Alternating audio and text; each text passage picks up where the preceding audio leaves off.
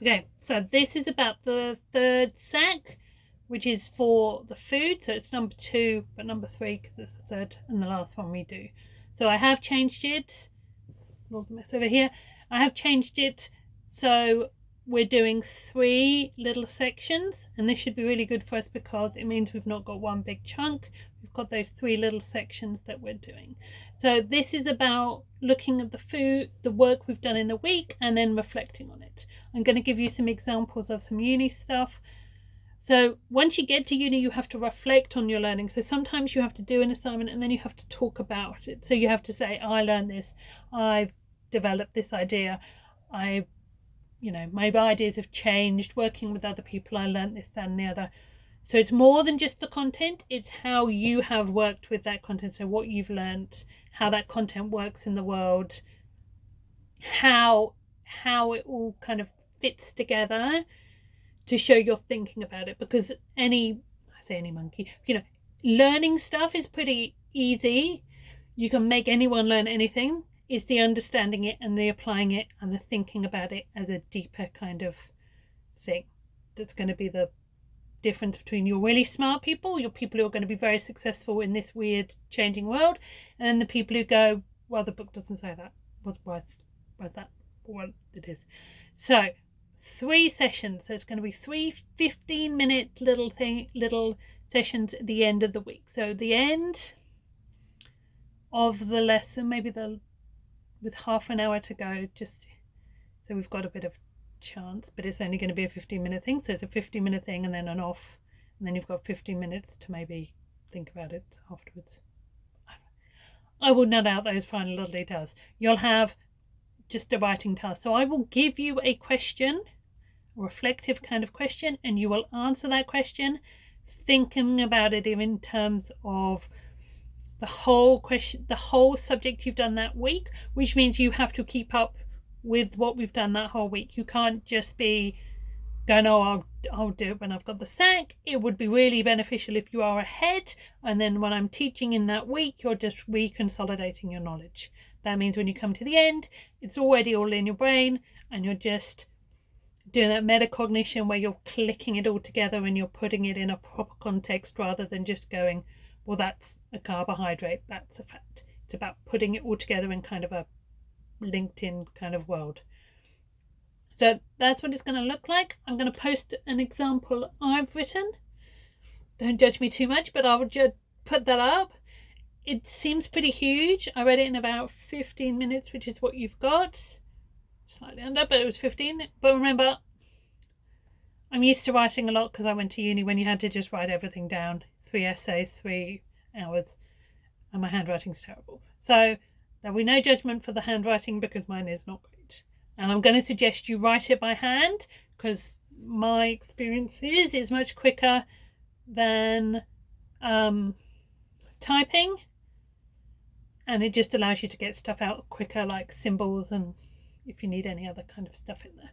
So I'm going to give you some writing about what this is so you can kind of see it in a context of why I've changed it and what kind of thing we're expecting.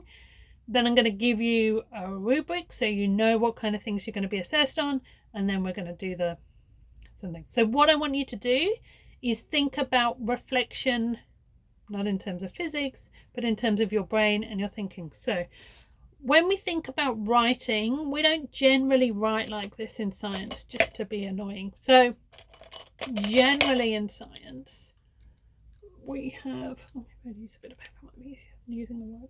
No, I'll use a whiteboard. So I would have, for our writing, we kind of have a continuum. So generally science, like writing, is that way over here.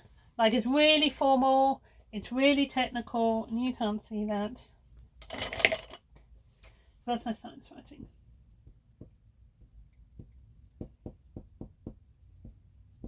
So it's technical,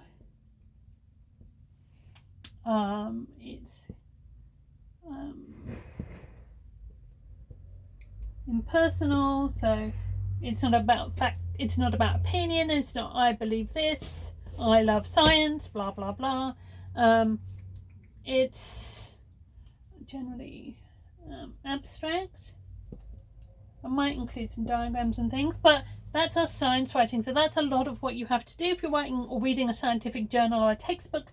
It will be very far like on our continuum over here. Whereas if you're chatting to your buddy on the phone, which probably none of you do anymore, that's like way over here. That's really on your informal side. You're not going to use the same language you would use here. It's going to be personal. It's generally spoken. It's going to be like, I'm going to say easy. That's not the right word. No, maybe easy to understand. Yeah, there you go. So most of the time when you're chatting to your friend, there's not any kind of background knowledge you're going to need to know to kind of get the gist of the explanation. So we could get a year 7 listening into your phone call. They would have a vague idea of what was happening. They might not know the people and the places and the things, but they would generally be able to figure out what was happening. They come in and read some of your science writing. They might not be able to understand. What we're looking at is this weird kind of intersection of the two. So we're looking at something that I'm going to say in our, if it's about here, maybe more on that side. So we have some kind of writing you have to be able to do that's technical. It needs to have some degree of technical to it, but is also personal. So it's about what you have found out, what you have discovered, what you are thinking. It's also going to be quite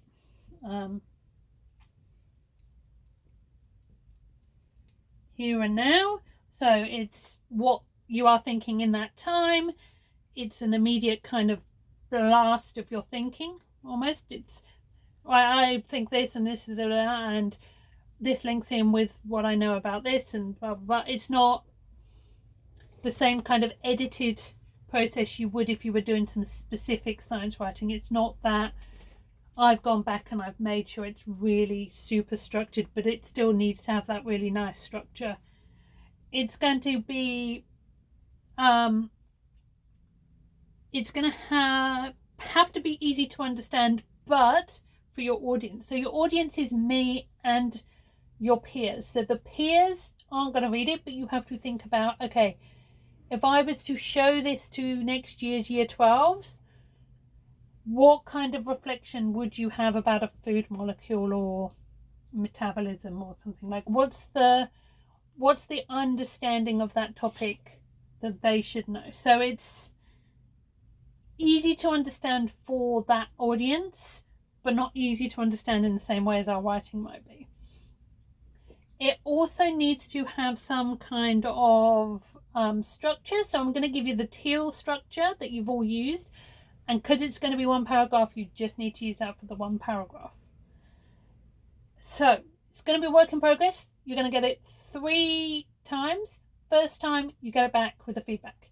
And second time, and the rubric marked. Then you also get to give me feedback. If you think it is well, we have to carry on doing it. But if you think it needs tweaking and we need changing and it needs some clarity, you come back to the feedback with me and then I reflect on it, think about it, and then I have to do my, I'll do another writing for you and you can look at my terrible writing, which would be this technical. So what I learned about reading your reflections, but it would be personal because it's about my learning. It's not about some random science teacher's learning. And it would be here and now because it's about what I'm doing straight away, what I'm reflecting, what I'm thinking about in the future, how it's changed me. So that's what I'm thinking. We will go through this again. What I want you to do is practice this. So for the next week, for 4 different lessons. So for chemistry, maths, you will have to do maths, English, and something else. You must have like health or physics or biology or whatever. 5 minutes after the lesson is ended, or even like towards the end of the lesson, 5-minute here and now writing what you learned in that lesson, why it's important, what you've changed, other things. So if you're doing maths and you're doing matrices, so if you're doing maths and matrices, what did you learn about matrices? Why does it link in with the world? And what are you thinking about matrices now? What have you still got questions about? So try that for a week. Yeah, try that for a week with 4 different lessons, and come back to me with some feedback about what you're finding hard, what you're finding easy, and hopefully we can use that as the basis for me teaching you how to do this, because you will have to do this in uni, so I might as well teach you now, rather than later. So have fun.